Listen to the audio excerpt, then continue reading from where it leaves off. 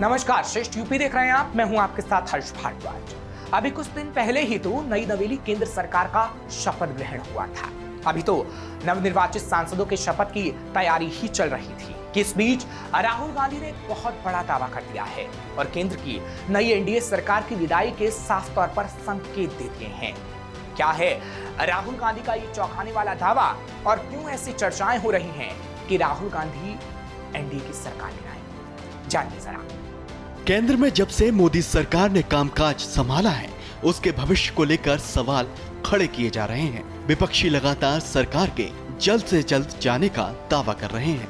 इस बीच राहुल गांधी ने विदेशी मीडिया के सामने एक बहुत बड़ा दावा कर दिया। राहुल गांधी ने चुनावी नतीजों पर बात करते हुए कहा है कि बीजेपी की सीटों की संख्या इतनी कम है कि स्थिति बहुत नाजुक है। छोटी सी गड़बड़ी सरकार को गिरा सकती है। बस एक सहयोगी को दूसरी तरफ मुड़ना है। राहुल गांधी का दावा है कि पीएम मोदी के खेमे में बहुत असंतोष है और उनके यहाँ ऐसे लोग हैं जो हमारे संपर्क में हैं।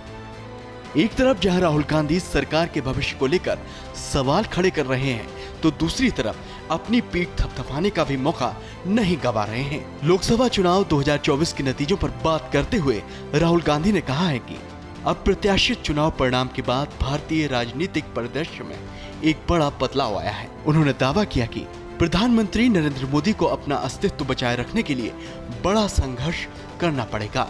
भारतीय राजनीतिक व्यवस्था में जगह खाली हो गई है।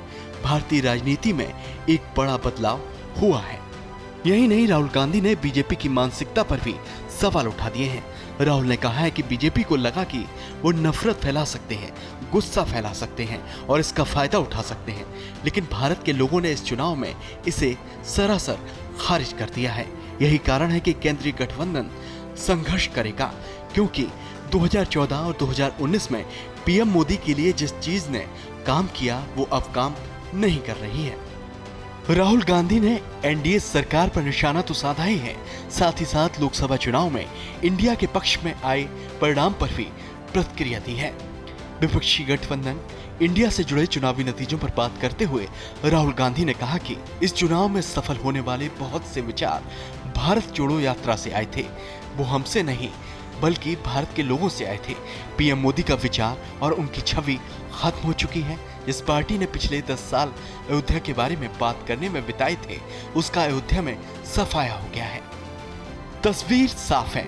राहुल गांधी संकेत दे रहे हैं कि एनडीए के अंदर हलचल है और जिस तरीके से पहले मंत्रिमंडल में विभागों के बंटवारे को लेकर और फिर स्पीकर पद को लेकर एनडीए के सहयोगियों, खासकर चंद्रबाबू नायडू की अगुवाई वाली टीडीपी और नीतीश कुमार की अगुवाई वाली जेडीयू के खेमे से जुड़े तमाम दावे सियासी गलियारों में चर्चा का विषय लगातार बन रहे हैं, वो भी राहुल गांधी के बयान का आधार माने जा रहे हैं।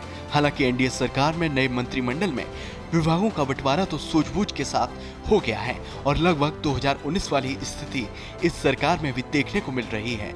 और तो और स्पीकर पद पर भी सहयोगियों के साथ कोऑर्डिनेशन बैठाकर रणनीति लगातार आगे बढ़ाई जा रही है और उस रणनीति के सहारे सत्ता पक्ष भी संकेत दे रहा है कि वो गठबंधन धर्म के सहारे बहुमत को साधने में सफल रहेगा।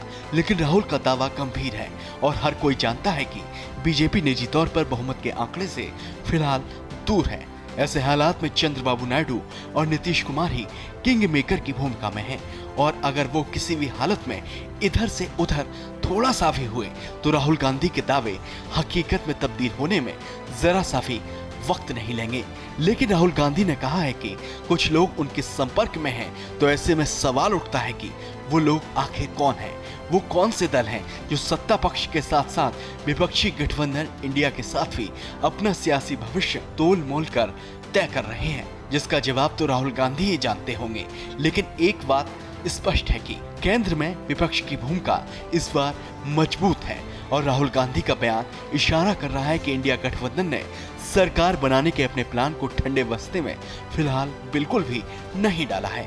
वो बस वेट एंड वॉच के मूड में है ताकि सही वक्त पर सही फैसला लेकर सही लोगों को साथ लेकर इंडिया का नया भविष्य तय किया जा सके। फिलहाल ऐसी और खबरों के लिए आप देखते रहिए श्रेष्ठ यूपी। यूपी की हर खबर देखने और उनसे अपडेट रहने के लिए हमारे चैनल श्रेष्ठ यूपी को सब्सक्राइब और लाइक करें। साथ ही बेल आइकन को दबाना ना भूलें, जिससे हमारे हर वीडियो की जानकारी आप तक पहुंचती रहे।